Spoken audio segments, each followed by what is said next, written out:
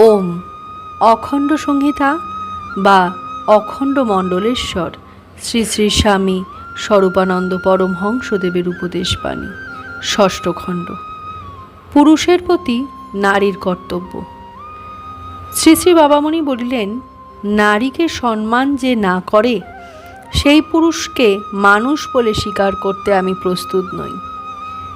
সে পশু বা নরপশু। পুরুষকে উচ্চ প্রেরণা যে যোগাতে না পারে সেই নারীকে মানুষ বলে স্বীকার আমি করি না। মানুষ যদি হয় সে, তবে সে অসম্পূর্ণ মানুষ, অবমানুষ। নারীকে সম্মান করার মানেই হচ্ছে এই যে প্রত্যেক নারীর ভেতরে পরব্রহ্ম সুপ্রকাশ উন্মুখ হয়ে বসে বাস করছেন।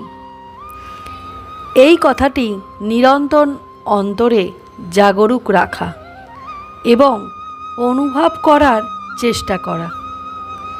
পুরুষকে উচ্চ প্রেরণা প্রদানের মানে সসীম থেকে অসীমের দিকে, ক্ষুদ্র থেকে বৃহতের দিকে, স্বার্থ থেকে পরার্থের দিকে, পঙ্কিলতা থেকে পবিত্রতার দিকে, দুর্বলতা থেকে সবলতার দিকে, ক্ষণসুখ থেকে নিত্যানন্দের দিকে অগ্রসর হওয়ার জন্য উৎসাহিত করা। নারীর নারীত্ব এইখানেই সার্থক, নারীর দেবীত্বের এইখানেই প্রকাশ। ক্ষণিক সুখ দিয়ে নারী যেন পুরুষের অন্তরের অসীম উন্নতির সম্ভাবনাগুলিকে অবরুদ্ধ করে না রাখে। এই হল পুরুষের প্রতি নারীর কর্তব্য।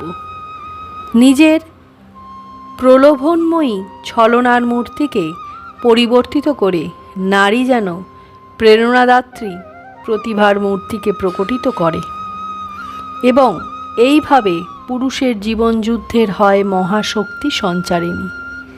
এই হল পুরুষের প্রতি নারীর কর্তব্য। এই কর্তব্যের ব্রত সুষ্ঠুরূপে উদযাপন করতে তোমরা কাতর হও না জননীগণ।